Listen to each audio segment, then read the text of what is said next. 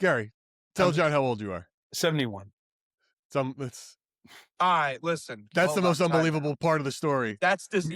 You're, dude. You look amazing.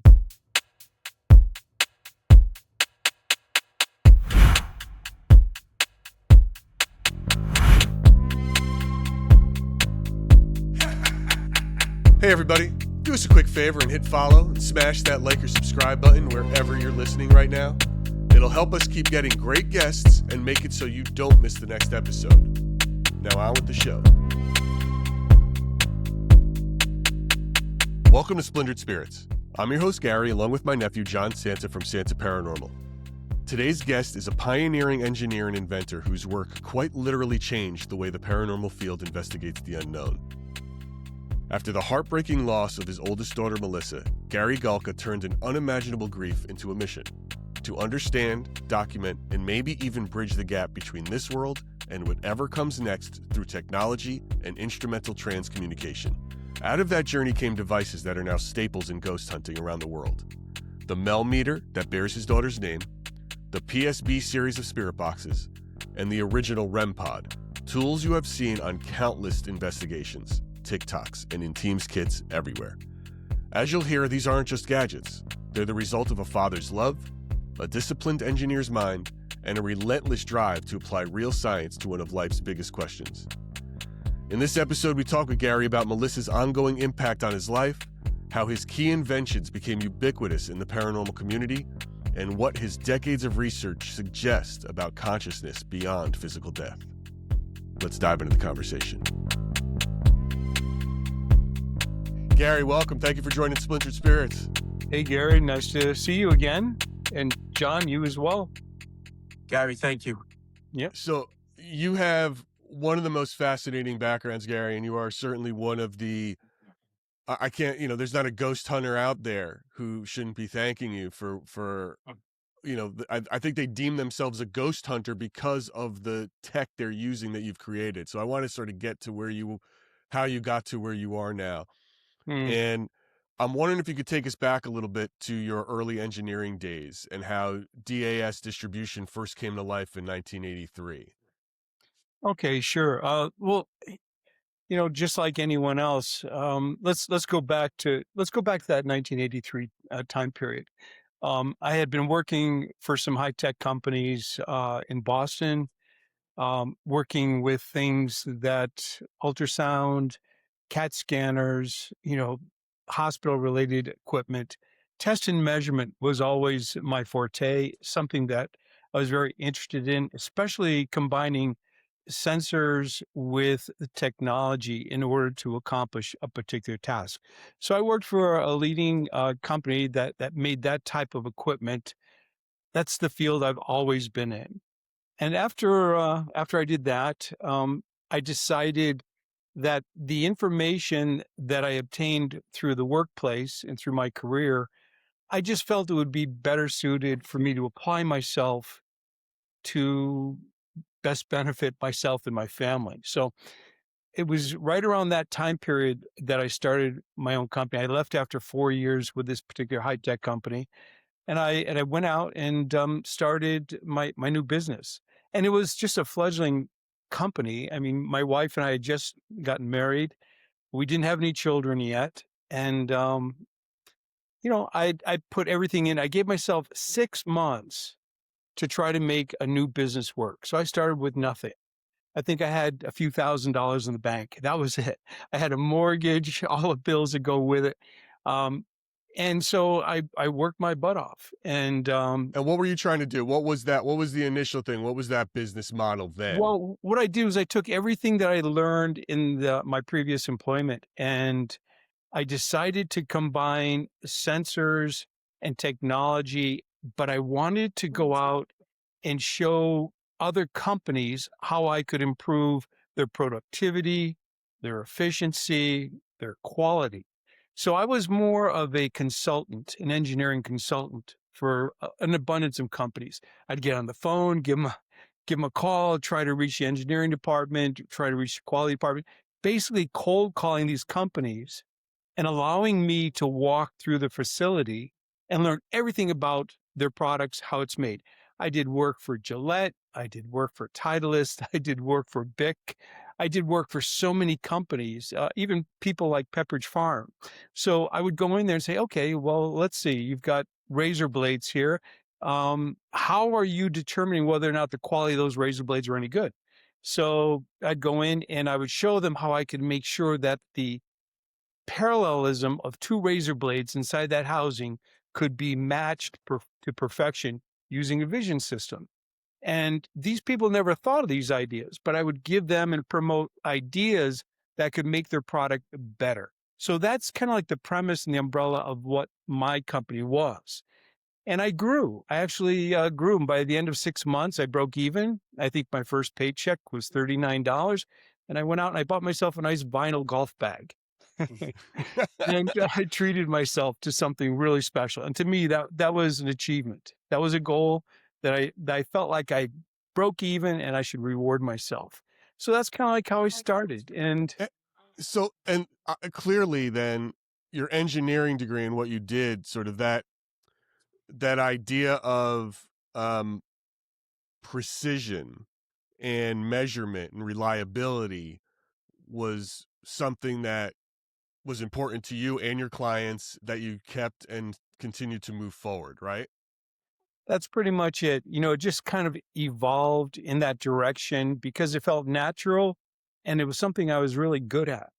So I could look at a process and I could find all the faults within that process and try to figure out ways of making it better for them, whether it be faster. Like I said, efficiency is really important. Improving the quality while doing it faster. I work with companies like Lego, just on and on and on. So the big companies that I worked with, it was really important. And from there, I evolved into what is referred to as a manufacturer's rep. So I worked with high-tech companies. They would sell through me these products, which combined all kinds of sensors into them. Some of them I applied in engine test cells for Pratt& and Whitney, where I'd go in, I'd be measuring all kinds of temperatures and pressures and torques and all, you name it. And we would set these up in their facilities and in order to provide a better quality product. In this case, it was a jet engine. So these are things that I did. I really did acquire so much knowledge and experience over the years. And like I said, I've been in business since the early 80s and I'm still doing it, but my life took a twist and set me on a different path. Well, we're about to touch on that for a second. Really quickly though, I just want to ask, is there a fan or a snow, or like an air blower somewhere going off on one of you You know guys? what it is? Yeah, my laptop fan is going right now. Oh, wow. That thing is burning up. Let It's me super. unplug it and see if that helps. Hold on. I'm sorry. Is that No, interfering? It's Okay. it just got extremely loud. Like Okay. literally like there's a fan blowing on it. Um, And you know what's weird? I can't hear it. oh yeah, I can hear it. Well, because you don't have headphones on. Yeah, I don't You have have headphones. you just have your but I'll fix it later then. I'll fix it in post. I'll try to take it out. Um, so look, but yeah, and I don't want to break up this story you're about to tell here, Gary, because Mm. I know it's hard, and obviously share as much as you feel comfortable sharing. But when did things take a turn here in your life with your family in the direction that your business went and your personal life went? Well, it's been a long time now, Gary. I'll tell you, it's been over 20 years, but when I reached a point with my career and my business that I felt I could begin a family, um, we did. It wasn't easy. It didn't just happen. Okay, there was a lot of effort put into having a child for us, and we Melissa, our first child was a daughter. We named her Melissa, and that was in 1987. And so since then we had two other daughters. But having that young family and growing up with them, we grew up like any other family in a neighborhood environment, and it was something in my whole life. It's something that I've always wanted. I mean, to me, family was very important. Having a solid relationship with my spouse, with my wife, and just by the way, we've been married almost 44 years. So Congrats. It's yeah, amazing. so it's one of those things that we planned and And you're and and you're talking to two girl dads as well, so we get it. My you daughter's my understand. oldest. Yeah, Mine's 17 now.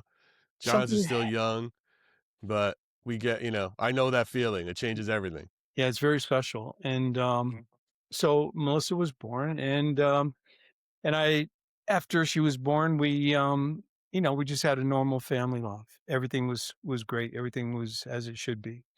But in the fall of '04, we were on vacation and had it was a great summer. It was a great fall. Uh, our daughter Melissa was 17 at that time, and she had just started school, and it was in September as a senior.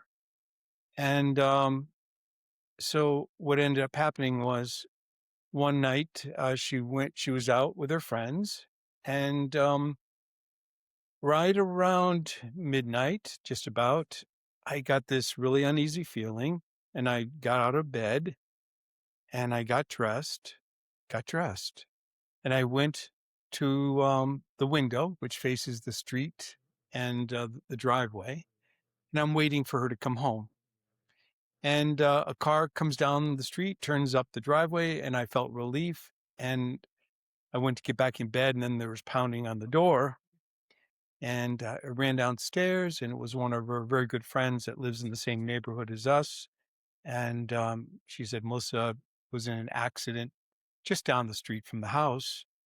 And I jumped in the car, woke up my wife, got there, and Melissa had hit a tree head on. And um, I went up to the car and held her hand, and she was still somewhat conscious. And so I held her hand and I assured her everything would be okay. And she was following her boyfriend. She was following a friend, and she was on a very busy road. Not a busy road, but I should say it's a very narrow, windy road. Where are you? Where are you living at this time? Well, this was in Connecticut, Okay. but I now live in New Hampshire, Hmm. and there's trees. I mean, there's trees everywhere. And we don't really know the circumstances, what happened to her, but she was.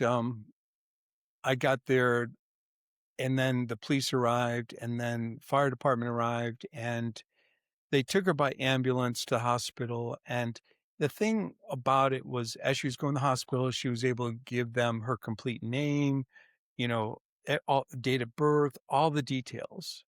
So when I heard that, I was very hopeful that she could pull through it. But she sustained a very serious brain injury from the impact. You're going fast and your brain, it just accelerates and it gets knocked around. So she ended up with a really bad brain injury. And after being on life support for 3.5, 4 days, because that happened on September 24th, and then 28th, we had to disconnect her from life support. Oh my God. And so it was uh, my wife and myself, our daughter Jennifer, our daughter Heather. We were all with her, and the doctor said there was really no hope, and that's pretty much how she passed. So we were sleeping in the hospital for those 4 days. We wouldn't leave her bedside. And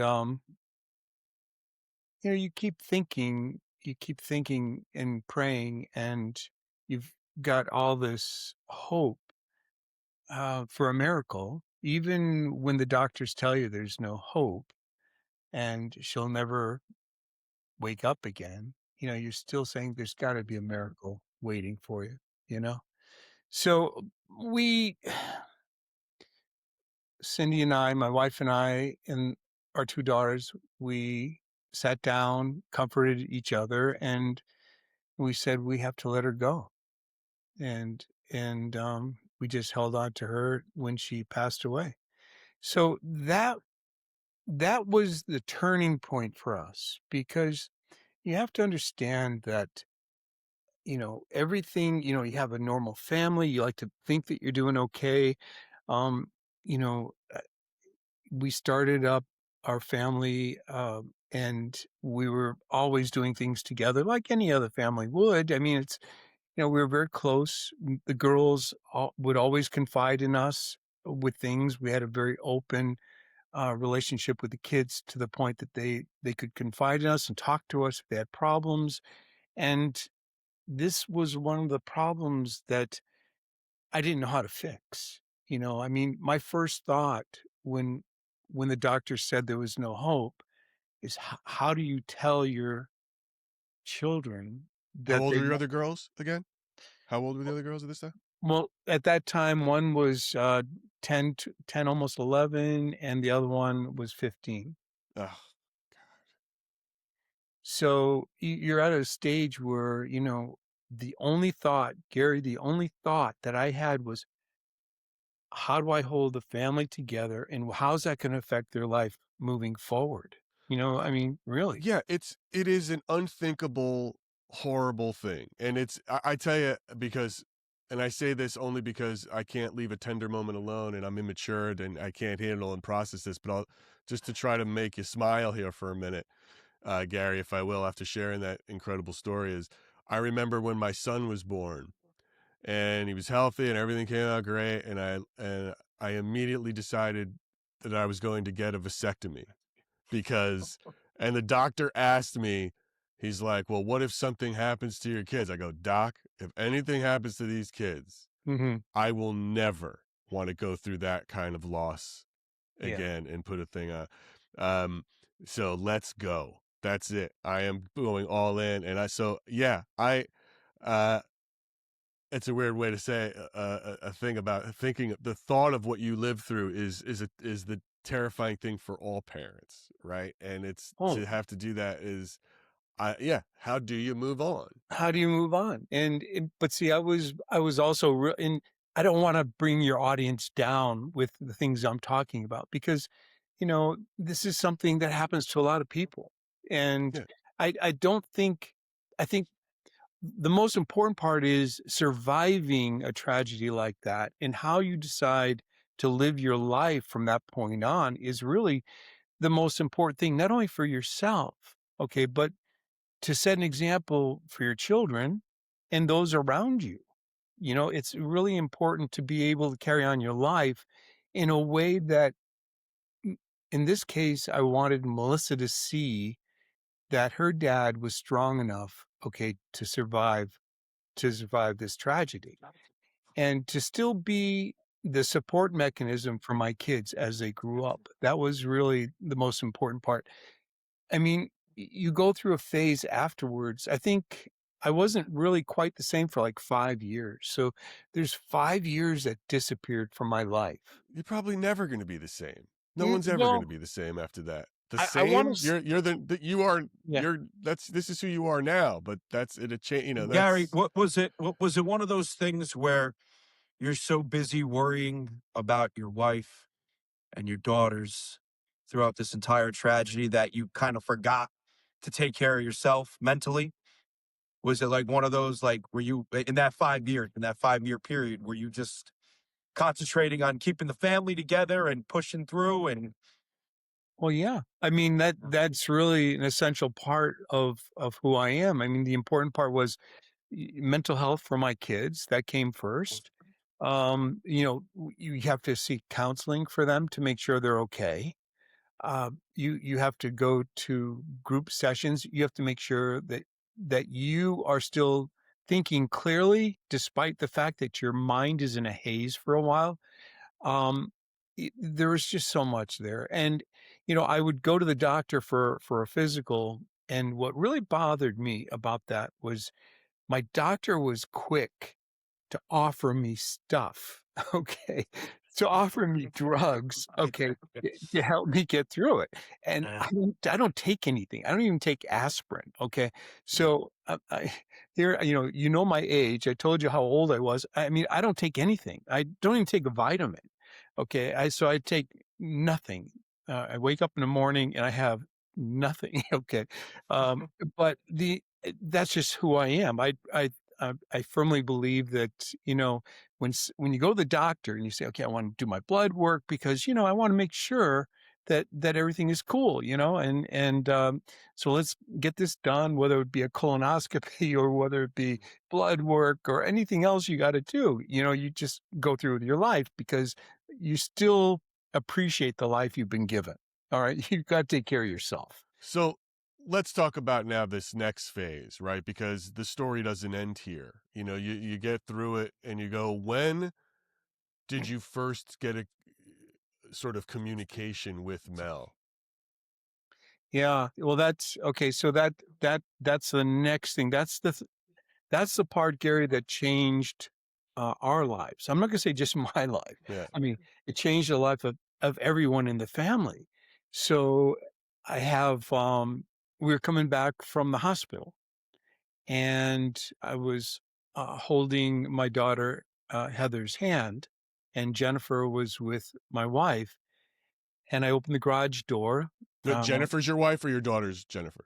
Daughter Jennifer. Daughter for Jennifer's. And Okay. Cindy's my wife. Got it. So Cindy and Jennifer were together, and Heather and I walked into the garage first. As soon as we got into the garage, Heather stopped walking, and she says to me, "Daddy, I smell Melissa." And I said, "I do too." I said, "She's here. She's actually here. I can smell her." I'm saying encouraging things. Yeah. I smelled her, it was a sweet vanilla smell. Now, keep in mind, I'm walking into the garage. The garage is filled with trash bags, cars, gas tanks, Yeah. everything else. And here, this overwhelming smell of sweet vanilla is permeating all around us, and you're just inhaling it. And we both smelled it very strongly. So I said, to my daughter to make her feel good, I said, "Melissa's here. I'm pretty sure I do smell it. And I'm pretty sure Melissa's going to stick around us for a while." And so I wanted to acknowledge what I also smelled to her. Well, as soon as we got into the house and we were settling down, the doorbell started ringing. So we're in the house and we hear ding, ding. And we're looking at each other. We're in the kitchen and was that the doorbell? We've been in this house 15 years. That's the doorbell going off. Ding, ding. Doorbell's going off again. So I'm like, what's going on here? Why is this happening? Then all of a sudden I hear talking. TV comes on. So now we're in the house. We just got back from the hospital.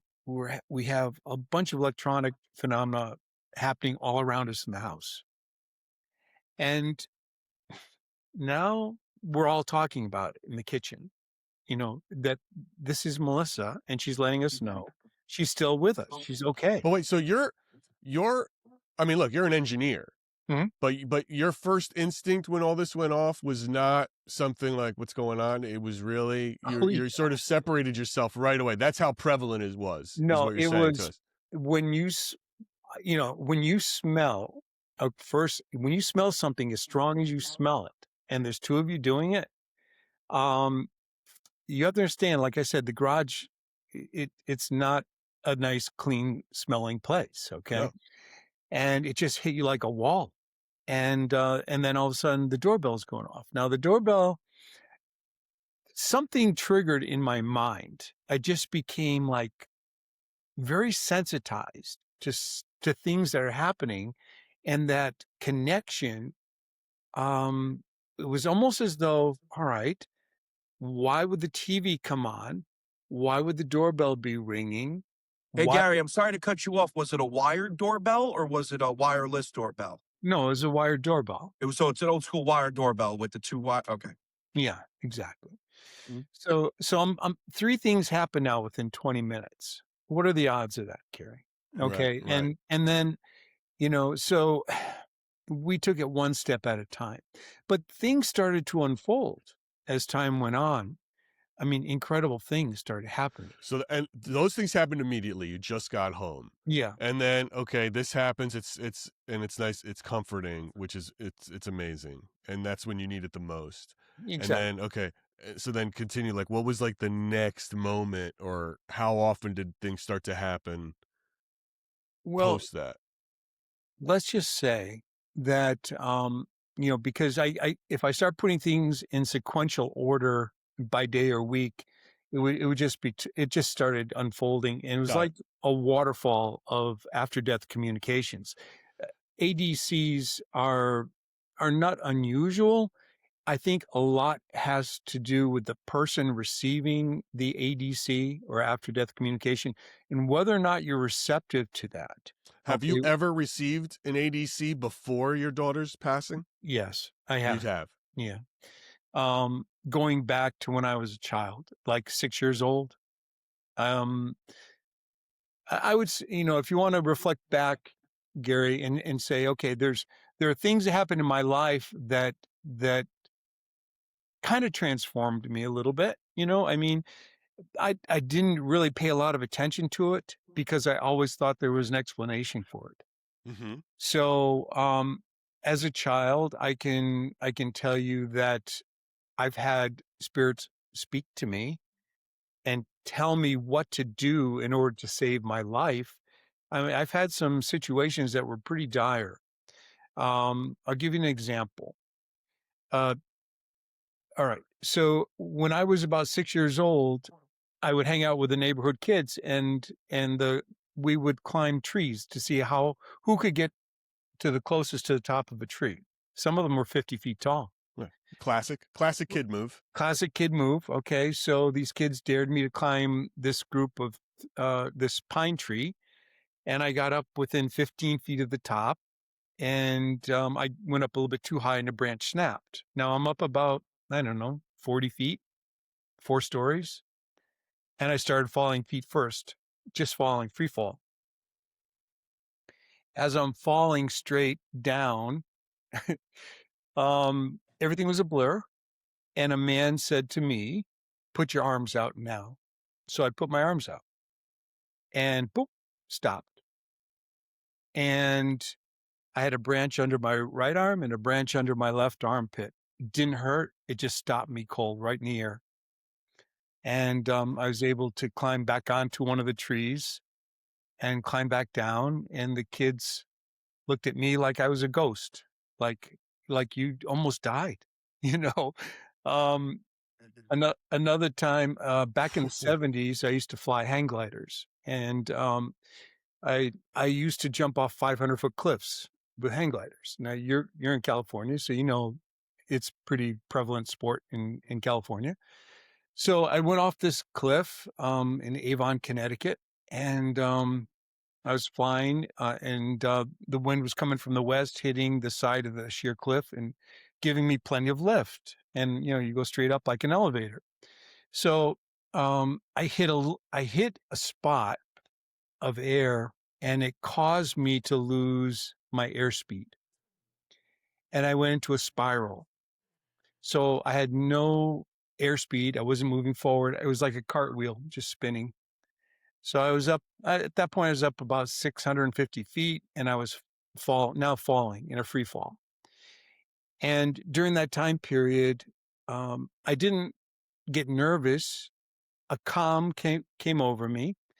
And while I'm holding on to the trapeze bar, I tried grabbing one of the wires that went to the wing that was straight up in the air to pull it down to try to level out the kite. And I couldn't do it. And I'm looking down, and I see all the chunks of rock that broke off the cliff, and I know I'm going to hit them, and I'll probably die because it's like a parachute without it Sure. opening. So I was spinning and spiraling, and I tried at least twice, to bring the kite down. And at that point, I just sat back and held on to the bar. And a man's voice came and told me, try again. He just said, try again. So I went up, I grabbed the wire, and Gary, I didn't even have to put pressure on it. And the wing came down, the kite leveled, and then wind came and I lifted up and I flew about a quarter of a mile and landed in a ball field. And everybody, I was flying with 6, maybe 7 other guys, and everybody on the ground came up to me and said, Gary, we've never seen anybody pull out of a stall like that before. And How old were you when this happened, Gary? let's see. I started when I was 19. That was around 20 years old. Just to remind the audience, Gary is 93 years old. He doesn't look it, but he's in his 70s. The guy has lived a life. Wait, how old is he? Gary, tell John how old you are. 71. All right, listen. That's the most unbelievable part of the story. That's this. Dude, you look amazing. It's amazing. Thank you. He looks amazing. Ow. So, Gary, all right. These happened when you were young, these incidents. Mhm. And I'm going to come back to this in a second. And then you start focusing on career, and oddly enough, a science-based career, work. This happened, this tragedy happens to you. It's like, is it a reawakening or something now you felt you had to start paying attention with? And I guess my second part of that question is, when did you say to yourself, I need to study this systematically to get to what you're creating now? All right. So there were an abundance of these after-death communications that started to occur within the house between my wife and myself and the 2 girls. I mean, Jennifer actually had a visit from Mel one night. She was in her room and she told us the next morning she was in her room and she heard Melissa calling out her name. She mentioned it actually scared her a little bit. Melissa explained where she was, how much she liked where she was, how much she was going to miss us, but she said she would always be around. She mentioned how much she missed her boyfriend, how much she loved us. She said where she was like here, like where we are today, but she said hundreds of times better. Okay. She said it was so much better. And so that got me thinking a lot. And from that point, even our youngest daughter started seeing apparitions, manifestations of Melissa in the house. And we had situations where Heather would come home from school. She'd come through the mudroom. Cindy and I'd be in the kitchen. And we'd tell Heather, okay, you got to go up and do your homework. You can't go out and play. Get your homework done. Pick up your room. Make sure your fish is fed, whatever you got to do. And about 45 minutes later, an hour later, she'd come bebopping down the stairs and she goes, okay, I did all my homework. I fed the fish. I cleaned my room. I'm going to go out and play with Rachel now. And she goes, oh yeah, I saw Melissa brushing her hair in the bathroom again. And Cindy and I just look at each other like, what? So Heather had this thing where she would actually see her sister in a room, and she didn't think it was a big deal, so she, in fact, one story she told us, she said Melissa came into her room, sat on the edge of the bed, rubbed her back, held her hand, and told her that she would always be around and everything will be fine. And she said how much she loved her. And Heather was so excited. She said, Melissa, you can't leave. She goes, you have to come with me to see mommy and daddy. They're not going to believe that you were here. And Melissa made it very clear. She goes, Heather, I'm here for you tonight. I'm not here for mommy and daddy right now. I'm here for you. So Melissa took such great care to extend whatever ability she had to make sure that both of her sisters were okay and accepted her passing. Um, we had another episode. My daughter Jennifer's boyfriend, he was a military police officer in Guantanamo, and also he was here in Connecticut, and at the sub base, and he came to stay with us in Connecticut for a weekend. So we were all watching TV. He said, "I'm gonna run upstairs, take a shower." He goes upstairs, we're watching something on the TV, and he comes back down and he sits down. And I look at him, he had a blank look on his face. And he didn't say a word. Didn't say a word to us. But later on, after he absorbed what actually happened, he ended up telling us that he went up to take a shower, and when he went past Melissa's bedroom, she was standing in the bedroom looking at him, and he stopped and looked right at her. He told us what she was wearing for clothing. And he said, I didn't know who it was. She just looked at me, and he goes, I was actually, he was in a state of shock is what it was. So he couldn't even speak about it when he came downstairs. So that was actually featured in one of the episodes, the episode that we did for our family, but with Mike there, and Mike has since passed away. So there's a lot of stuff there that showed me credible evidence, and I think it would be a bit disrespectful and ignorant of me to ignore all these incredible things that Mel has tried to do for us. And if I ever ignored them or brushed them off, it would just seem so inappropriate, because she was making every effort there was, and the things were solid. I mean, these are incredible things, and I just wanted to embrace. Right. So then what's the first move? What's the first prototype? What do you, because you don't know what you're trying to capture. So what is it that you felt you had to create in order to capture whatever it is that you thought it might be trying to capture? You know what I mean? Yeah. So I think the next step was I became fascinated with the paranormal, and I started watching TV shows. And I think the first one I watched was Ghost Hunters. Sure. Of course. Like everybody else. Yeah. And I was watching them, and I'm like, these guys are missing a point here. They don't even have good equipment. So I said, they're using, I think the most technical piece of equipment they're using was a K2 meter. And I'm like, I can do something better. I can do something better that could help him get more information or more evidence. So your consulting brain comes on first. You're looking at what they're using. Right. And you're like, how can I fix this? How do I fix it? How do I improve it? How do I make them more efficient? How do I improve the quality of the results that they're getting? Tell me, what is a K2 meter exactly? Tell me, probably most of our audience knows, but I'm the noob here. Yeah, a K2 meter is just a very simple EMF meter that detects AC. Anytime you have current flowing through a wire, it's going to generate a signal or a field.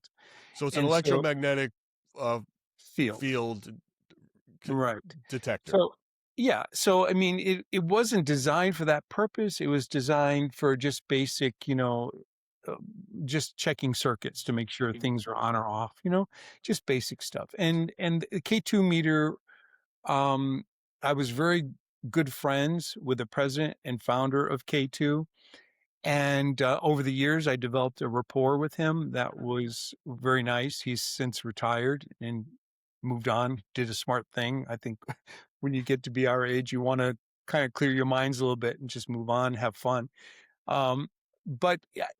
So I decided to create a device called and I named it the Mel Meter. And I had the model number was 8704. So the year she was born and the year that she transitioned to spirit. That's where the model number comes from. And so I combined temperature and I combined EMF together.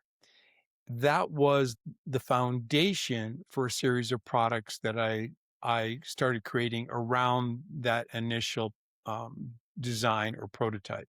So So, then, but before we jump ahead, because this is where sort of the whole point of what John and I are doing here, which is this idea of we're trying to find out what are spirits, right? Like, what are they? Now, you create a device. You're watching this show. They're using an EMF detector as one piece of equipment. Maybe spirits are energy. What made you think that that was the right direction plus temperature? Like, Garrett, what do you think spirits are? okay, let's talk In about, order to detect them, what do you think they are? yeah. Well, let's go back to what I knew nothing about it. I Right. still, I'm still naive. I really don't understand it. Keep in mind, this is all new to me. So, but I would watch that K2 meter blink, okay, on TV, and I'm like, there's got to be something more to it. All right, we experienced, the electronic phenomena, the doorbell, Mm-hmm. the television. Cindy and I would be in bed in the middle of the night, and the TV would come on 50 feet down the hallway in the bonus room. And it would do that, and we couldn't understand why. So there was a lot of stuff happening. And then there was one instance where Cindy and I were going to bed, and when we were pulling the covers down on the bed, she was on one side and I was on the other side. Music filled our bedroom. Now, catch this. Music filled the bedroom all around us, and we're looking at each other and we both hear it. And we're like, where's this music coming from? We don't have speakers in the ceilings. It's just a bedroom with a television. And it was like music I've never heard before. It was like a portal opened up in that bedroom, and all of a sudden, musical tones and a man's voice was emerging from some, I don't know, some unknown source within the space that we're walking through. Gary, And what would you describe the music as?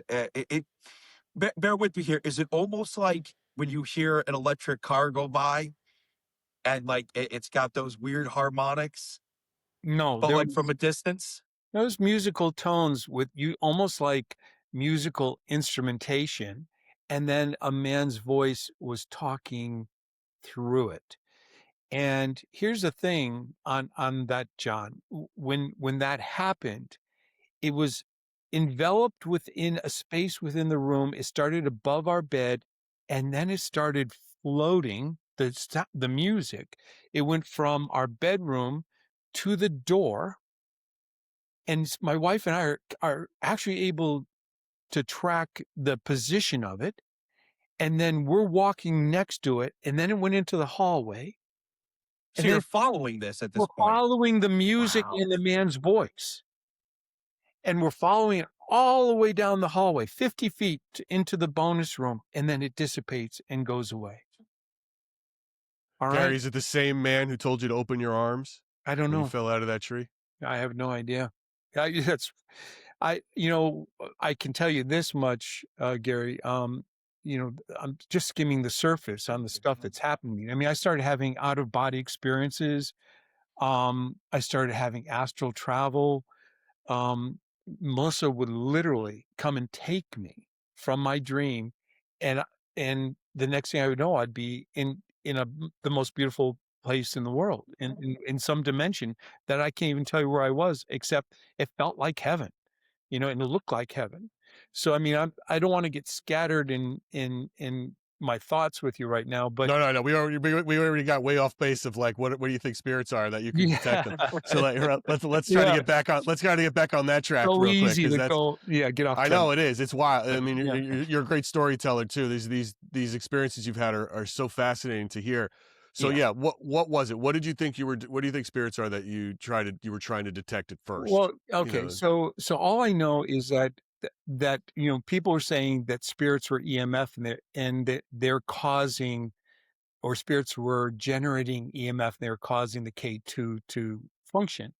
But what I believe it is now, and I didn't know what it was, but I believe it is spirits are energy. There's no doubt about it. But it is a fully condensed kernel of consciousness, which when we pass, you've got your soul, and it a spirit is really comprised of soul and consciousness.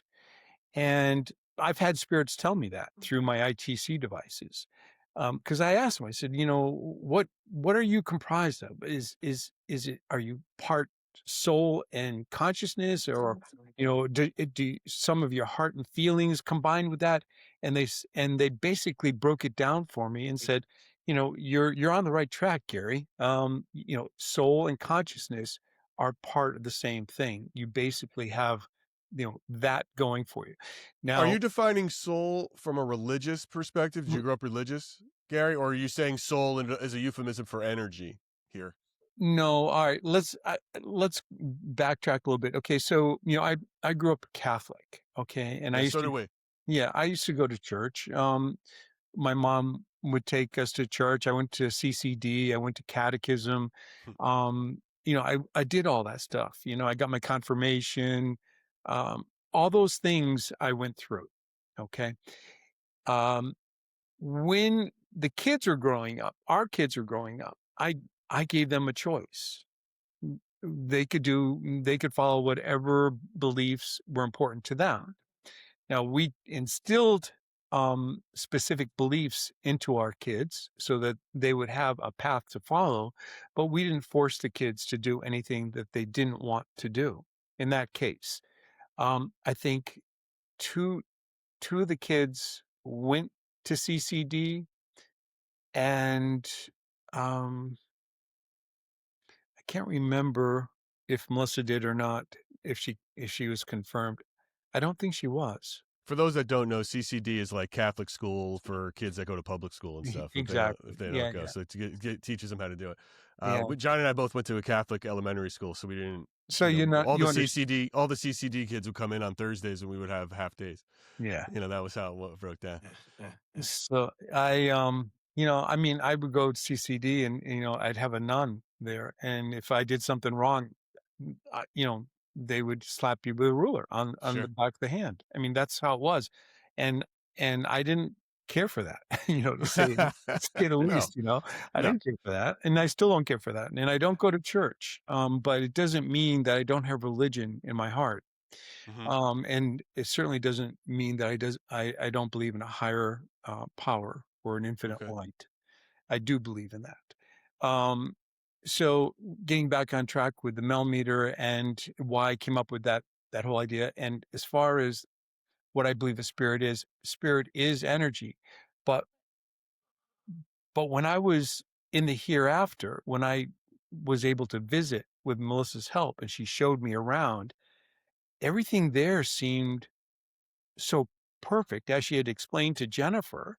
I mean, uh, one time, I got there and she grabbed me by the hand. She says, "Daddy, I want to show you around." Gary, we literally flew together hand in hand, and she showed me the landscape, animals, the green, the waterfalls. I mean, and then that, I don't know how long it lasted, but when it was ending, it always ends the same way for me. I feel a pull. I feel that something is happening. I'm going to be taken back to my dream state. And I always tell her I don't want to go. That the euphoric feeling that you have is something you don't want to let go of. Right. And then, when I said to her last thing, while we're flying over these animals, it was just gorgeous. They're looking up at us and everything. And I'm like, I don't want to leave, Mel. I want to stay with you. She just squeezed my hand and released it. And I saw a light, and it went from a big white light to a pinpoint. And then I woke up in bed. And that seems to be how my astral travel occur, how those things, how I interact with that, it's really a blessing. I don't have any other way of explaining how it works, but Okay. um, So, all right. So then you've got this prototype for the Mel meter, yeah. right? Mhm. Now, how did its first sort of moments go for you? Did you feel you were on, like, this isn't right, this is working, you're onto something? Like, what was W- the progression of that? Okay, so I created the To first start to prototype. collect data, like real hard data of what you're experiencing. How did that, like, Well, there's a lot, there's a lot of I love both sides of your brain here. Like, it's just yeah. so fascinating to, There's a lot that goes into that. And obviously there's the design aspect, but more importantly, you're doing something. And I mean, an EMF meter is nothing out of the ordinary. It's not that hard to create something that can detect a field change. But when you design a product and you have it and you use it as for testing, how do you actually test it, in a from a spiritual connectivity point of view? I mean, you really can't.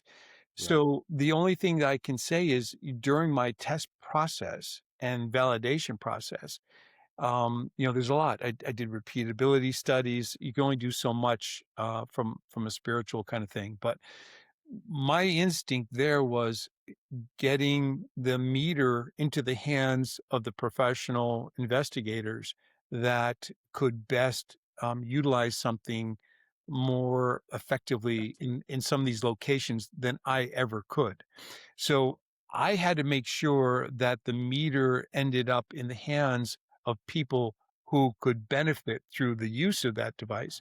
I started giving them away. I started giving them away to I went to events. I was invited when I created, went to events. Um, I made sure that ghost hunters had the device, that some of their people were using the device. And then I would observe their interactions with it on television or in talking with them, or they would call me up all excited, saying that, the thing spiked out or this happened or that happened. I can remember with Zach using it on one of his episodes in Europe somewhere and watching an anomaly, a white orb come and enter, literally high speed, enter into the coil section of the Mel meter, and all of a sudden watch the display blow out, literally just go out. And they acknowledge that. And they ended up sending it back to me. There was actual damage to the meter. And I was trying to understand, comprehend what I had actually seen, and it was mind-boggling that something like that could happen. So the learning curve for me to pick up on all of these incredible interactions was something that I obtained over a long period of time. So you felt that capturing an electromagnetic field change and a temperature change was definite, like, a definite sign of some sort of activity, spiritual activity at Well, this point with this you device that you've created. You I now would have say, confirmation after field tests with other people. This is where you're at. yeah, Okay. I would say that that was important, but more importantly, there I had in watching some of these shows, I had recognized that a lot of people say, "Do you feel this cold spot over here? There's a cold spot. It's over here."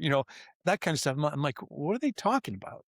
And then they came up with the premise that, well, when there's manifestation, they're absorbing surrounding energy and they're creating a void and it's a cold spot. And I'm like, none of that makes sense to me, you know? And I mean, that it sounded kind of silly, and so I'm like, all right, so if I put a min max, or if I'm capable of detecting a rapid change. So I had a setting on the millimeter that could read 10 times faster than any other meter. So now I can do 10 samples per second. So now I can capture the peak min or the peak max. So if there was a transient cold temperature that occurred within a spot, and you're holding the meter and that enters into one of these cold spots, if you have it adjusted properly, you're going to capture that and be able to show the other members of your group, here's what I just experienced physically, and here's the empirical data that shows that I captured that, and you show it to the camera on TV. Okay. So I was looking for ways of not only them talking about what they're experiencing, but I wanted them to prove it to their audience by showing them what they had physically felt. So how do you do that? But see, that's my thought. So Yeah, I that's started great. yeah, so I started adding sound to it. Okay, if so now I created my ATDD, which is ambient temperature deviation detection circuit. So I created a new circuit. I said, okay, people on TV can't feel what you're feeling. So if I create this and I create a 1 octave tone step for each degree, and you have a cold spot and the temperature goes d d d d d, then now other people can realize what you're experiencing and you can't fool it. So I want other people who are watching the show to hear those tones going off, and you're saying that there's a cold spot. So that's my thought process. I wanted people to prove what they're actually saying that they're doing, and I wanted to find ways of doing it that could not be tricked, okay, or fooled.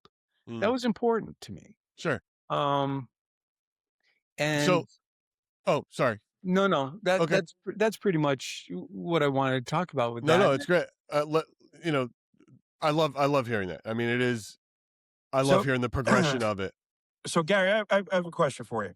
Sure. Do you feel that when these devices go off, that they're picking up on an actual entity or a byproduct of an entity, whether, it's coming into this reality or, manifesting in some way that maybe we can't see or hear, but the device picks up, or both?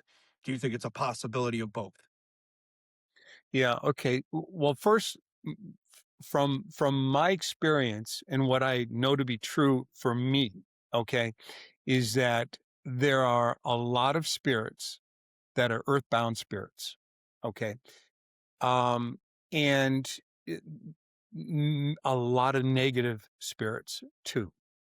And when people are doing investigation, there are indeed spirits, different forms of spirits.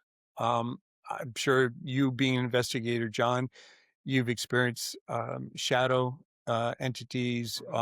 You've experienced, voice phenomena. You've experienced all those things. Well, those are spiritual energies that are comprised of almost like different compositions to me. The spirit that is talking through a spirit box may not necessarily be in the location. It could be separated by a thin veil of another realm, but they're spirits that have not crossed over mostly. At least that's what I've learned. It doesn't mean that you're not going to talk to a spirit that has crossed over, because I've got many audio files in which I've had communication for up to 20 minutes talking to my family members with some of my research platforms that I've created, which I don't sell. So, and I've posted a lot of that stuff on my YouTube. But I think that spirits in general have the capacity to take different forms and interact with us in different ways. Um, a negative entity will take it upon themselves to interfere with you and your space and your persona, your consciousness, whether it's a pain in the side of the head, whether it's an ear ring, a ringing in the ear. They have the capacity to read your thoughts. They have the capacity to mimic your thoughts and repeat things that they know you're thinking about before you even say them. I've experienced all that stuff. So I know for a fact that all the times I've spoken to Melissa, she has altered my state of consciousness, and everything that occurs between us is through telepathy. Everything. It's my voice, but I'm not talking with my mouth. It's her voice. I have no idea how she does it. It's not something that I turn on or off. It may be because I have the sensitivity to feel and sense it, but it's something that she turns on and off and connects with me. And same way when you go out and all of a sudden you have a headache or you feel dizzy or off balance or sick to your stomach. I've experienced all those things. They have the capacity to alter you. And if they're really nasty, they have the capacity to change your life in some pretty bad ways. So I don't know if that answered your question precisely, but um, I think that there's so much unknown. I can remember when I first started off, I only thought that spirit, because of all the beautiful things that happened between Melissa and our family, that everything was good and that I was immune to, extraneous interferences from other sources of spirits. But, when you're going through a bereavement process or you're feeling grief, negative energy is naturally attracted to you because they want to abuse and take advantage of your weaknesses. So that was a natural magnetic attraction for negative entities to come around us, knowing that we had a loving connection with the hereafter and with our loved ones, to try to abuse that and take advantage of certain situations. And it's not just me; they do that with a lot of people. So Did you ever try to create something to block that? you A can't. negative? You Okay. can't. And if you have an attachment, there's no way that you're going to get rid of it unless you have the capacity and the capability of building up your own internal immune system. And I've had attachments. Okay. So I know how they act. I know how they behave. And my Wait, attachment, Gary, did you just say a fancy word for intent? what Is did I that say? what you meant by that? That What- that your own internal immune system, spiritual immune system? Is that intent? John calls that intent. Like he I tells call people that you have to intent. have a very I mean, strong I might intent have to steal that from you, Gary. as yeah. opposed to That's what to me. you called it your internal immune system, Yeah. spiritual System. immune system. Yeah. Yeah, John Well, calls it intent. that's I like that. okay. Well, I guess what I'm trying to reflect is that if something happens to you and you have an attachment that starts interfering with your life, most people don't recognize it. Okay. And because they're very subtle ways in which they can interfere with what you do. I mean, John, I don't know if you've ever experienced negative energy before, or any of you, but basically they can cause your mind to drift.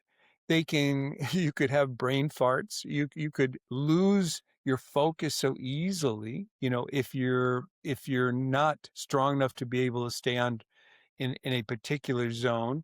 They can cause you to just, space out. And not only that, but they can also cause you to have bad thoughts, and they can cause you to harm yourself or other people in serious attacks. I mean, a full-blown psychic attack isn't a bad spirit or a bad person in spirit form.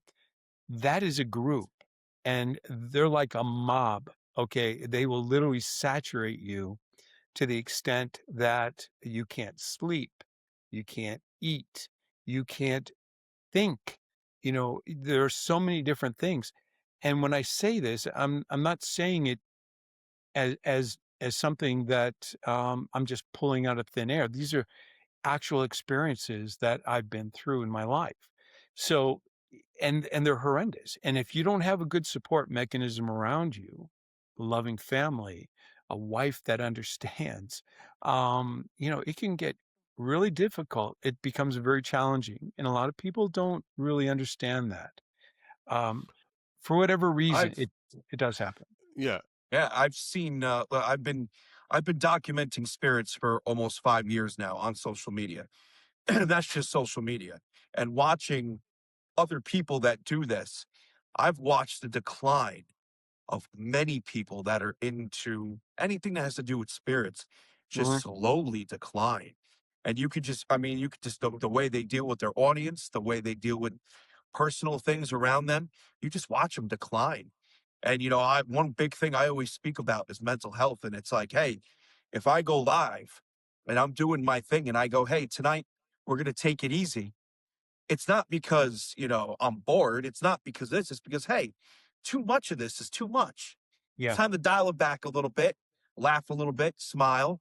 But I've watched the decline. And I say it all the time. I think some people that are declining do have attachments, and they Oh, just yeah. they just can't tell. They have no idea. It almost becomes like part of their nature. Right. Well, If brain fog is part of attachment, John, then I'm going to have somebody come do an exorcism on you, bro, just to get you, because I fight this guy on brain fog all the time, but we just don't know That it. was my Maybe stroke, though. That was a stroke. That has nothing to do with spirits. your comment, John, is really well taken, because you can see, you can feel and sense just by some of the content that people post. Okay. And I've seen that happen where somebody would write like an email or a post, and they're just going in different directions. Directions. Yeah. And yeah, I mean, Yeah. they don't have any focus. They're Nope. angry at something, but they don't understand what that anger, where it derives from. And so really, when I say to you that you have to build up, your own resistance to that, that's something that you have to work on as an individual. It's not something, As an individual. yeah, you can't get, and I'll tell you what. There's no one formula. There's no, hey, do No, this. It's each person is different. Sure, there's similarities, but each person is different. And it absolutely. needs to be your own personal truth and exploration that, Mhm. defines that. Yeah, no, I agree 100%. Yeah. I've So had a lot of people try to, like, if when I had a really bad attachment, this goes back 15 years ago. I've had people try to help me, and I mean, I've had, leading people in this field, from demonologists to mediums, you name it. You could name some very popular names, and they've tried to help me, where I've met with them. In some cases, I've flown, to Chicago to try to meet with people that could help me, and nothing worked at all. Nothing. Gary, I have a question. After all these years of you being in this field, does does Melissa still visit Oh, you? absolutely. Oh, that's awesome. That Yeah. is that is awesome. well, Well, yeah.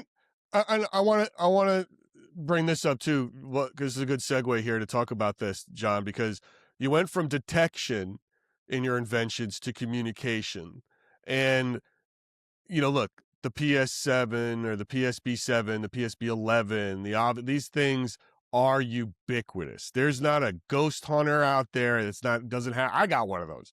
I mean, these things are, where. What was your design philosophy behind these boxes? When did you decide? Like, how did you go from that to this form of, detection Mhm. to communication?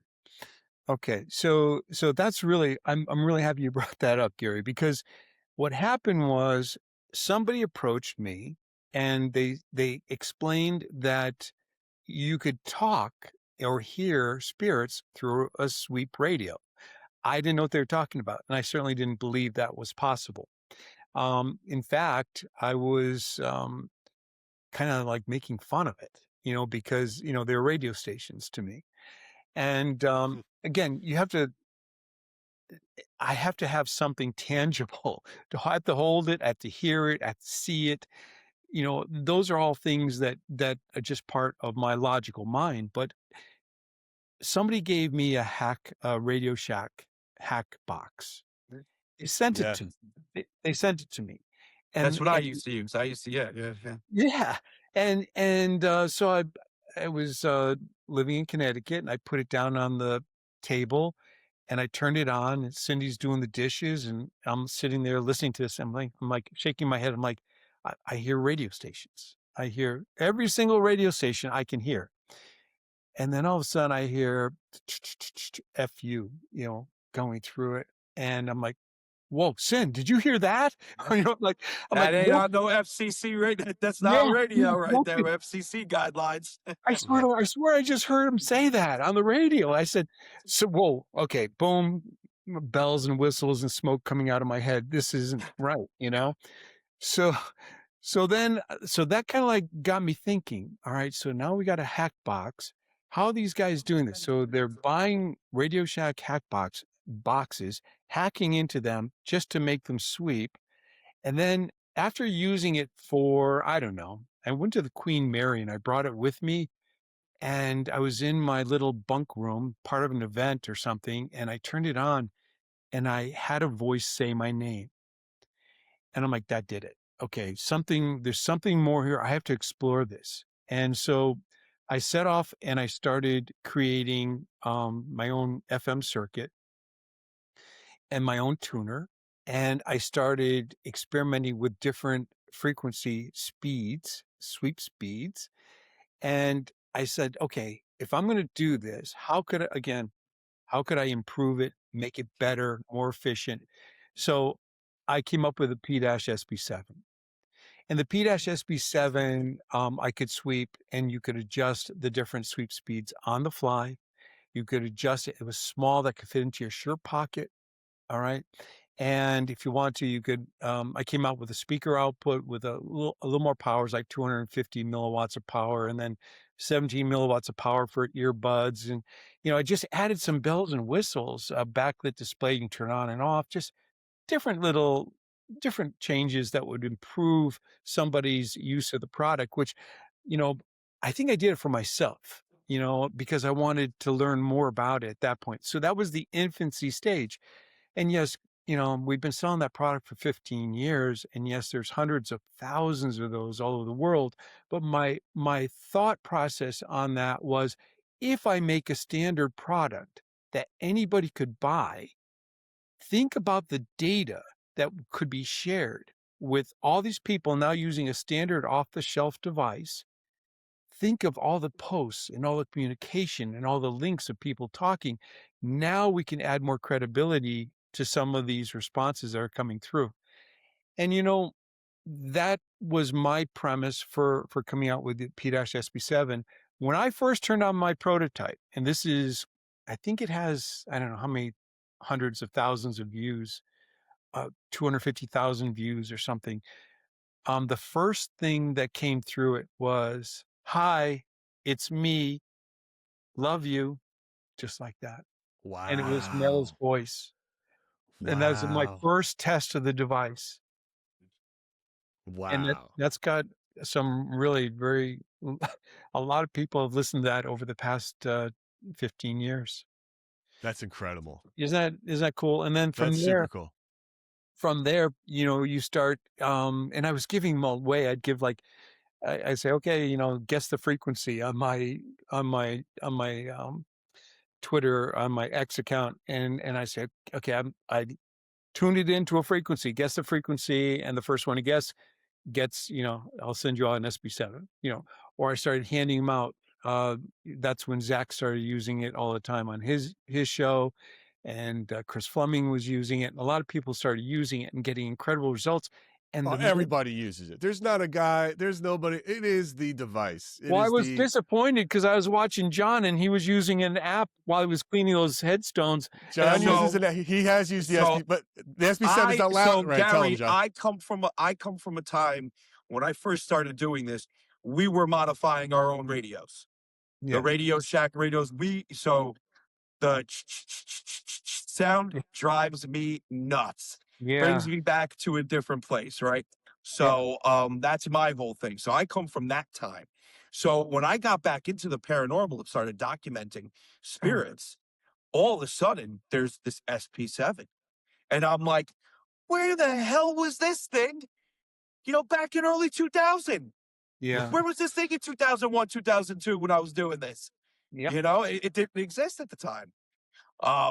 So no, it's just, you know, a little funny thing. But yeah, so I use the apps.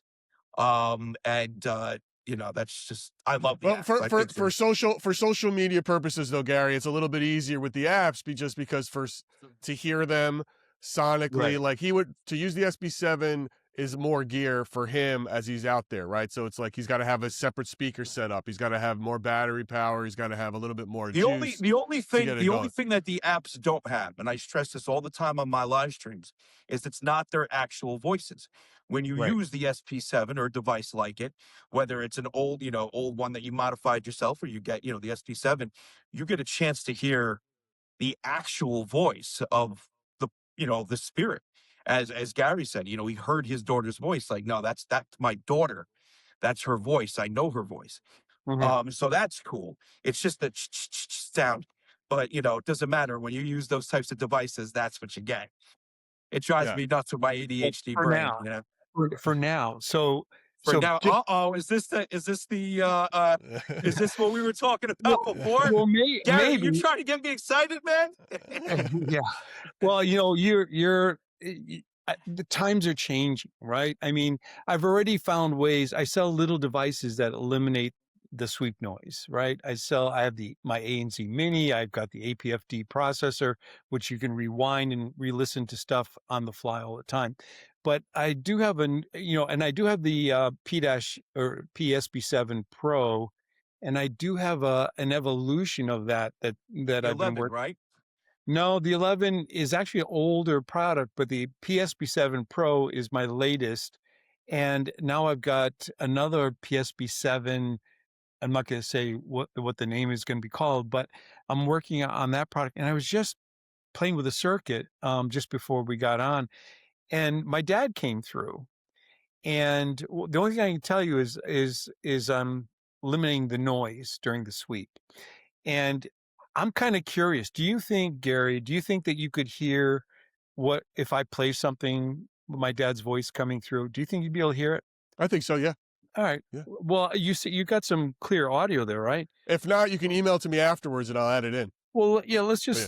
let me just play this for you. Hold on. See if you hear this.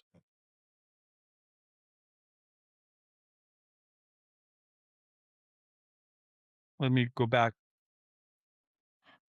So right there, you probably can't hear it, but this is the noise level now.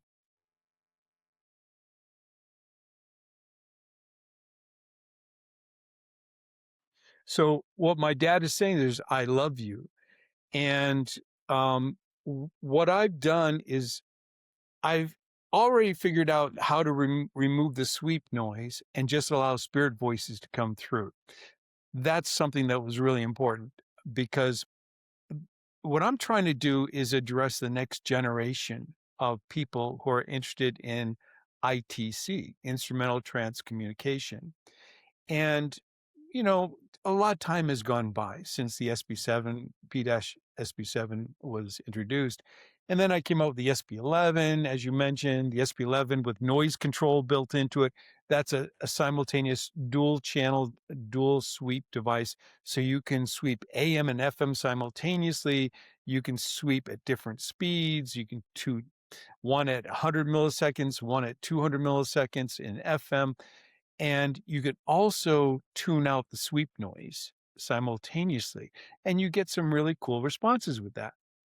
Well, one of the faults that most people go through today is being able to hear clearly. And John, with all your experience, that it takes time to decipher and train your brain, okay, to hear those subtle responses that most people just, chalk up as being noise or just, whatever it is.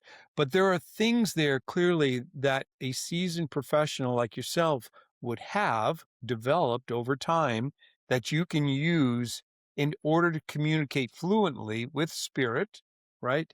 In a bidirectional fashion, so that you're talking, they're talking, and you're talking back.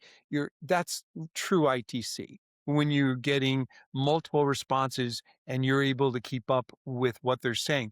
And here's something else I've learned. Not only are you rewarded by getting additional communication with spirits, they recognize that you're a capable person who can decipher and translate in real time. And so what they do is they reward you with more content and more communication. The average person can't do that. And it takes sometimes years for somebody to learn how to do that. What I'm trying to do now is make it so that the average person, for whatever reason, whether they lost a spouse, a partner, a daughter, a son, a brother, whatever it is, it doesn't matter. Give them the opportunity, find a way to give them the opportunity to be able to decipher and hear clearly enough so that they can find that inner peace that allows them to live their life and continue on in a way that is meaningful to them. A lot of people don't. A lot of people end up going into a state of depression after losing a spouse or a child or whatever. And it's the recovery time for that is just ridiculous. But if you hear the voice of your loved one come through and they say, I love you, or they say, I'm here, or anything, just any simple greeting, your heart is lifted in ways that no medicine could ever do. I mean, the healing properties from just a very simple comment from your loved one, and you recognize that sound of their voice is the difference between moving on in a fulfilling manner, or I love that as a motivation of yours yeah. of creating this stuff. We would be remiss if we don't talk about one more device that is just as ubiquitous as the P-SB7, which is the REM pod. Oh, the REM Pod, yeah. The REM pod is everywhere. And, not only is the REM pod everywhere, I mean, there's tons of proximity sensor versions that came after of it. Oh, Everyone, it's so funny. Literally, people get, like, I had a custom one made. And I tell people, oh, it's a proximity sensor. And they're like, oh, it's a REM pod. And I'm like, no, REM pod is an actual brand. yeah. Kleenex to nose tissue. That- The REM pod is everywhere. So what led you to now? You went from detection on one level, communication, and then the REM pod and a sort of a different form of detection. Where was the process there? Okay, so there's a couple of things I want to address. The first thing is the REM pod. The REM pod is a specialized capacitive circuit. Okay, and it does generate an electromagnetic field. The reason I came up with the REM pod is I wanted something that could compete and do better than the K2 meter. Now, the REM pod is 14 years old too. So, I mean, that goes way back in time. So what I ended up doing was... It's very similar to a Thurman, right? That was my understanding on a REM pod. It's basically a Thurman. Yeah, let's get into that. So what happened was I started doing research. One of my favorite shows as a kid was Lost in Space. Lost in Space, they used with Billy Mumy and Angela Cartwright and all those actors and actresses. And one of the devices that they used for sound effects was a theremin device. And so I knew that using a heterodyning principle, I could modify some software and then utilize that to form words. My goal there was to research and learn more about creating some kind of verbal interaction with spirit. So I started buying off-the-shelf theremins. Some of them were expensive, and I did a lot of time with it. And I'm like, all right, this is going to take me some time to perfect. So I had to decide whether or not I was going to do that or put some time and research into my spirit boxes, my sweep radios and stuff like that. So I wanted something to compete with the K2, but in a different way. So I ended up finding, as you mentioned, John, I found this little circuit, a little red circuit called a theremin board. So I took that, I modified it a little bit, and I'm like, okay, so the only way to find out if my theory is correct, I have to have it out in the field for people to play with and see what kind of results people get in haunted locations. So I took that, I created a product called a REM Pod, which is trademarked and registered. Mhm. I here's how I What's did. the name come from? What's the name come from? It was just something in my head. It was just something that came up. I remember writing down stuff, all these names down. And what I did was I went to my local Ace Hardware store and I walked up and down the aisles and I'm looking at the plumber's couplings. I'm like, that might be perfect. So I bought a 3-inch plumber's coupling with threads on the bottom. And I'm like, okay, the next thing, what else do I need? Okay, I'm like, all right, how do I take this? Can I put the circuit in that? So I came up with that. I started creating, cutting plastic, acrylic, plexiglass, if you will. And I started creating covers and I started creating a bottom plate. I started buying a 9-volt battery coupling and I just started building them from scratch and putting the red circuit board inside there. And in my mind, I see a vision of what it is that I want, and it created this round pod shaped device, and so I called it a REM pod. And REM was for radiated EM, and obviously I just said pod, and that's pretty much how the product came to be. Except once it got out in the field, you were assembling them. I was mixing glow resin. The initial design was glow resin, where I was literally mixing epoxies and pouring in glow powder and pouring that over the LEDs and using a heat gun to take all the bubbles out and make it like glass. And I was putting so much time into it. And the first place that went, I think, was to Zach, and then I started selling them. We only had the capacity to make 5 of those a day. I'll never forget that, 5 a day. And from that, I started seeing incredible results in the field. And so I designed a more elaborate circuit, which then had my own thoughts and what I thought would make it better, which was adjustable sensitivity, adjustable sound.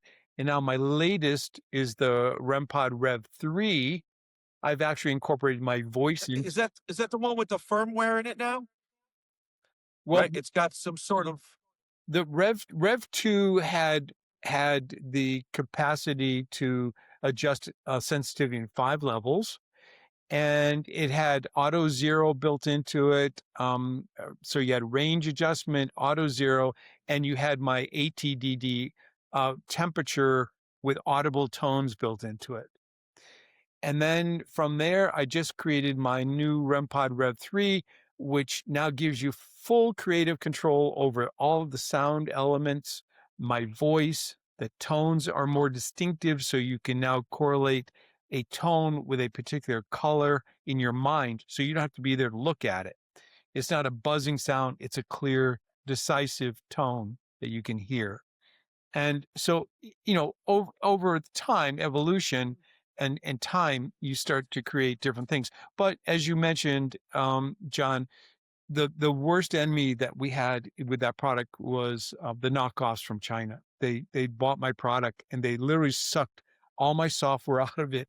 And so that forced me to create the REM Pod Rev 3 so I can stay I have to stay at least 2 steps ahead of them. one step. Yeah, you have to. So that's pretty Uh, much how the REM Pod came about.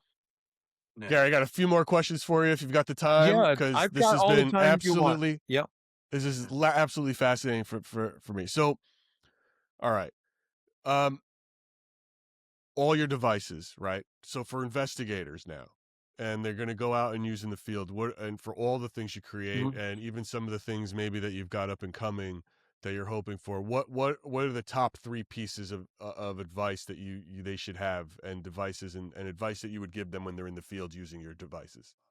Well, the biggest thing that I learned, this is very important. The biggest thing that I've learned was after people still had so many questions, Gary. Like people were trying to figure out what frequency did the spirit come through with that response, and nobody knew how to do that. So I created a scientific platform that I call Radio X ITC. Now that has over 2,000 software adjustments in it. It was a tool for me, so that when I develop new ITC devices, it will incorporate some of the things I learned with this highly technical platform that I created. Everybody wanted to buy when I started posting my research audio segments, everybody wanted to buy this product. And the connection and connectivity with spirit, um, I can talk to spirits using one frequency. So there's no sweep sounds at all. Spirits just talk through it. It's like an app, John.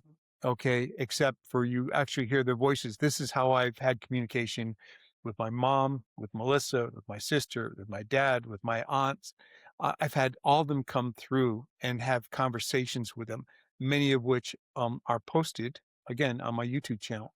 So the Radio X showed me, not only did it allow me to figure out the frequencies, but to disprove and allow people to gain better confidence in what they were hearing. I had a feature, and I still have the feature, that allows me to record it and then play back and overlap the actual radio broadcast with the spirit response in that same segment.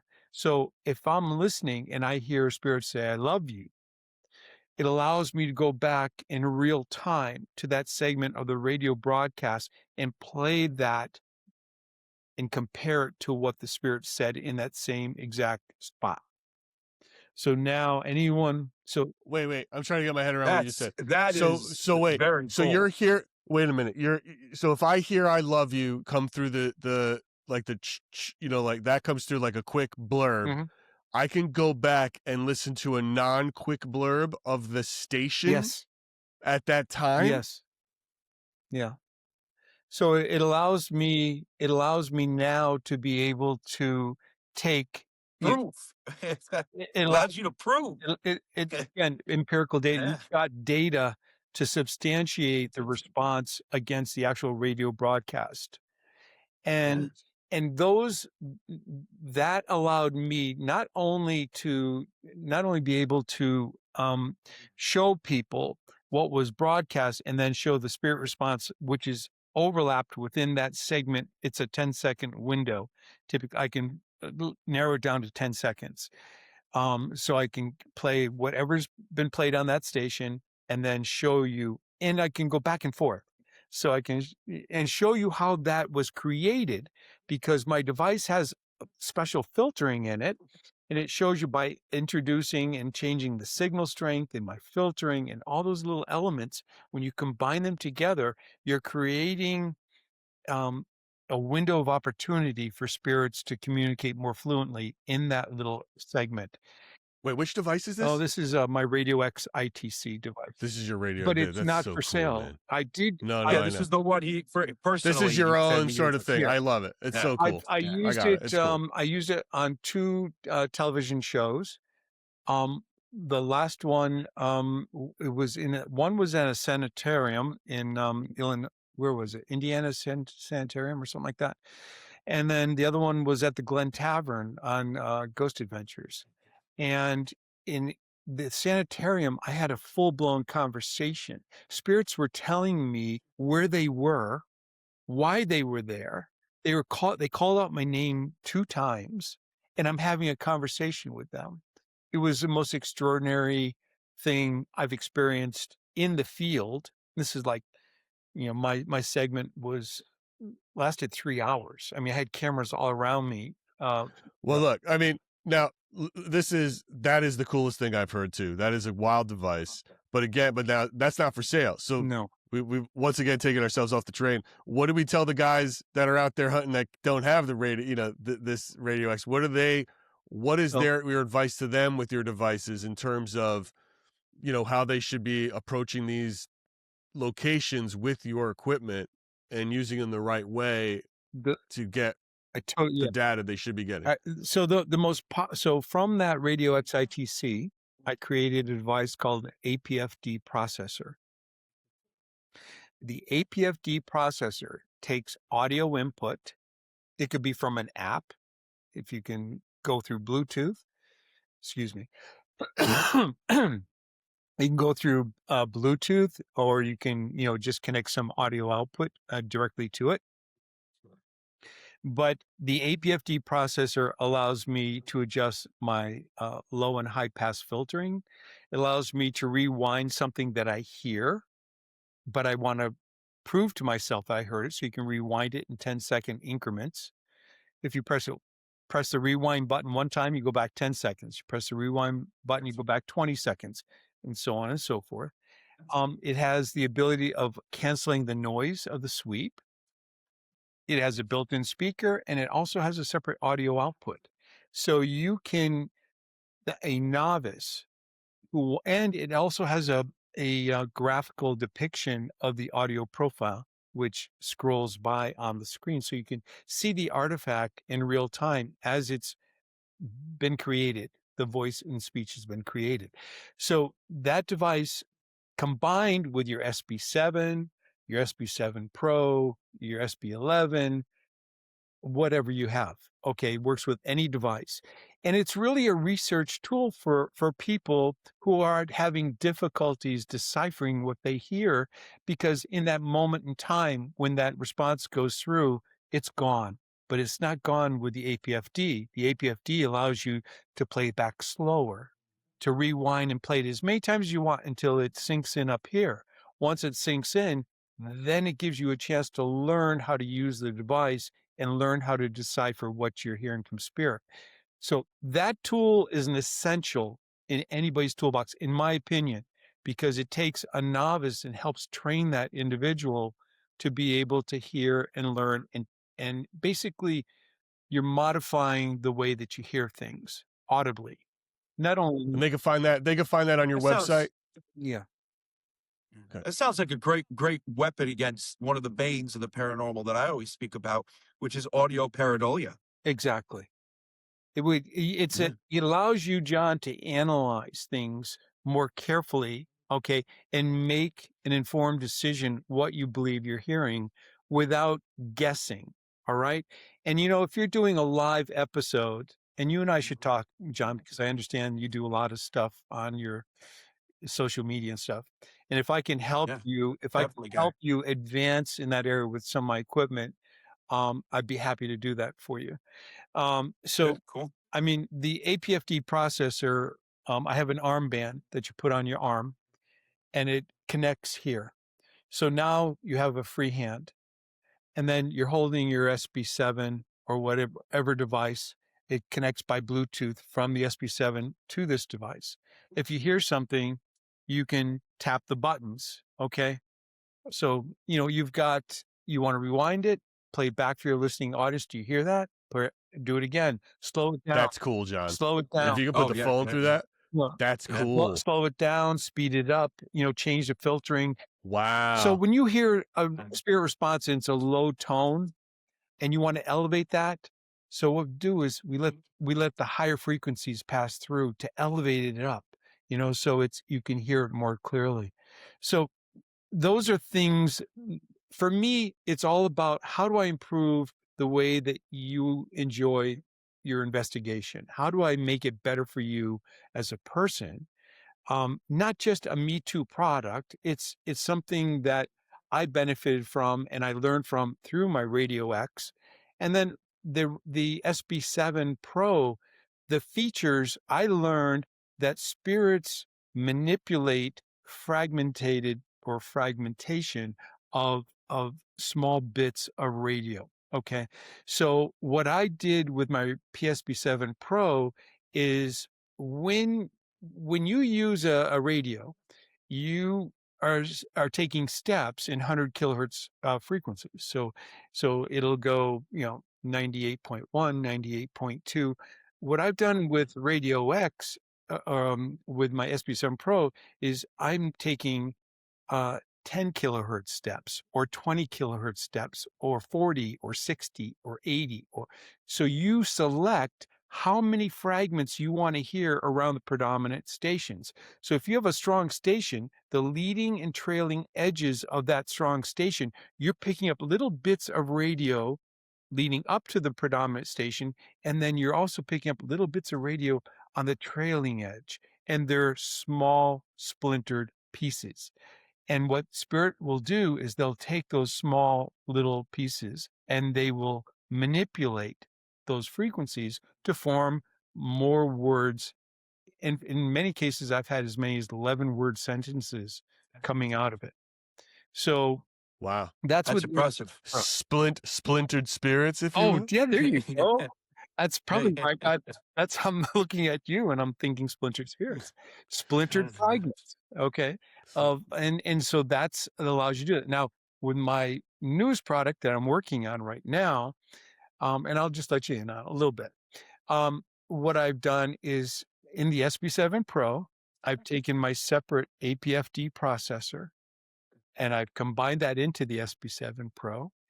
And I also give you the ability to rewind it, okay, and record it in my device. So, and I'm working out software bugs right now. That's so So cool. this new, let's just say the new SB7, right? We don't want the exact name yet. Yeah. The new SB7 with the that will also have the ability, if I wanted to connect to Bluetooth, let's say a random app that I'm using. Well, the new SB7 is in itself a complete ITC sweep device. It's a radio. Okay. And it does have Bluetooth built into it, but that Bluetooth allows you to transmit to a remote speaker or, Got you. Yeah. You want that other, John, you want that other thing. You want the AFB. You just want that. What's it called again? The APFD process. The APF. Yeah. You want that. Yes. That sounds something that you should play with, because if it could, if you could stop and then just go, hey, what was that? And then go boop, and then you can go back 10 seconds and then you hear it again for your audience when you're live. That's how it works. Yes. So my whole mindset on it, Gary, I find all this insanely interesting. I'm loving everything I'm hearing. Right.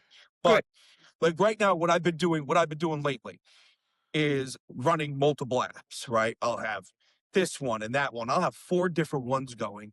Each one, and these are, competitive companies, right? Oh, the Ghost Tube is better than, Transcentary, and Transcentary is better than Necromancer.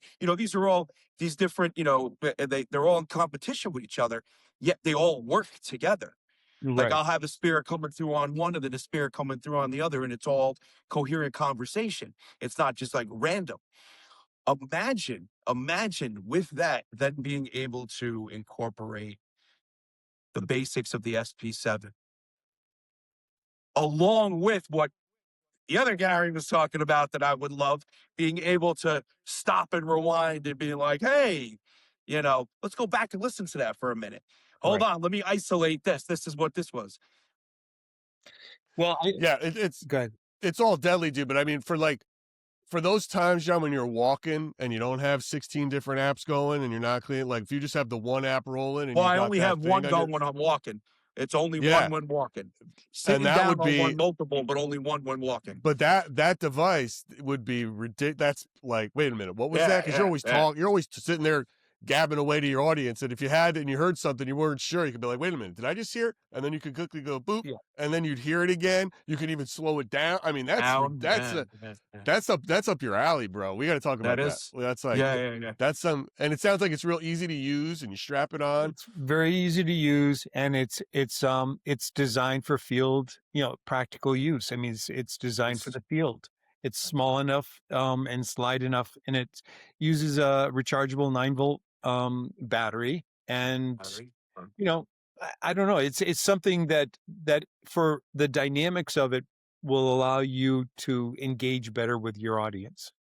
Just the way that it works. We got to talk about that. We got to get you. Yeah, I got one more question for you. You have given us probably more time than anybody, and I appreciate it. Like, it is Oh, yeah. This You know, has been awesome. This has been. I mean, Good.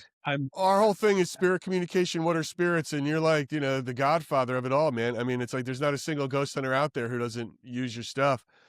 And your story has been incredible. So, I mean, I really just want to know from you as an engineer and as a father, and as a spiritual believer here, what's the future of this? Where do you want to see it? What do you think's coming next? Well, I think I can only look at it from my own perspective, and the path that I've been on has been more than enlightening to me because I have seen myself transform.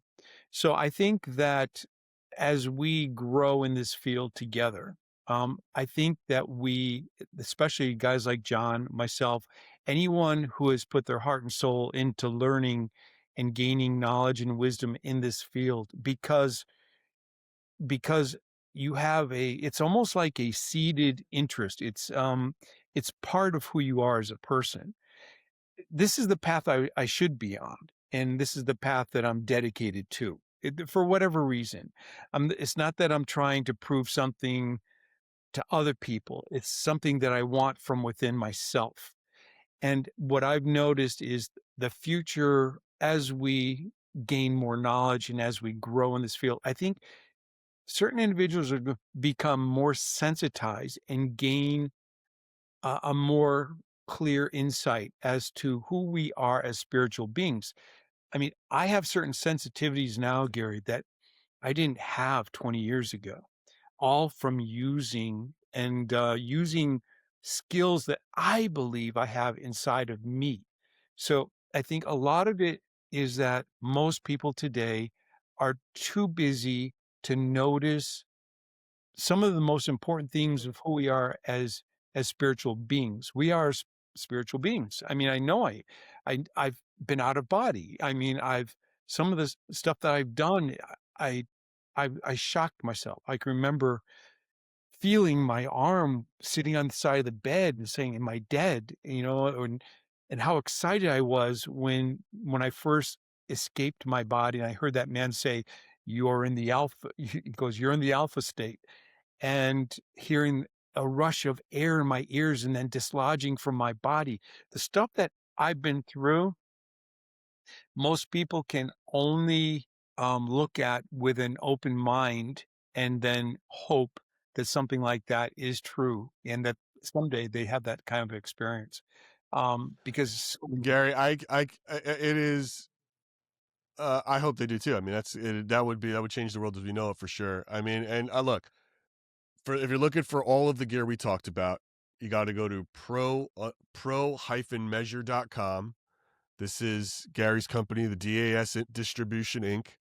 pro-measure.com. I'll put that link up. And it'll be a link to it in the link tree in our bio here as well and everything, Gary. And Gary, what's your YouTube channel? Because you talked about that a few times. It's just at Gary Galka. At Gary Galka, Galka. Correct. And Gary, the best way to spell it, 1 R. Yeah. The only way to spell it. Gary Galka, 134-year-old silver fox here with the body of a 40-year-old. Yeah, this guy Gary, when's the device coming out that siphons energy from the afterlife and regenerate, gives you the Who did you sell your soul to? Yeah. What's the real speaker? What deal did you make? Yeah. And I do believe some people do make deals. I have no deals that I'm aware of, man. I'll tell you what. This cat looks good. Wait till you watch this episode. If you're listening to it, if you're listening to it on Spotify, hop over to YouTube and look at this guy. It's that's the most unbelievable part of the whole story. How old this man is. Gary, this has been absolutely wonderful. I can't thank you enough for sharing this with us. It really means a lot to us. Thank you. Yeah, my pleasure. My pleasure. We should do it again sometime. Well, that's it for another episode of Splintered Spirits. Be sure to like, share, and subscribe to our YouTube channel, Spotify, or wherever you get your podcasts. Until next time, stay curious.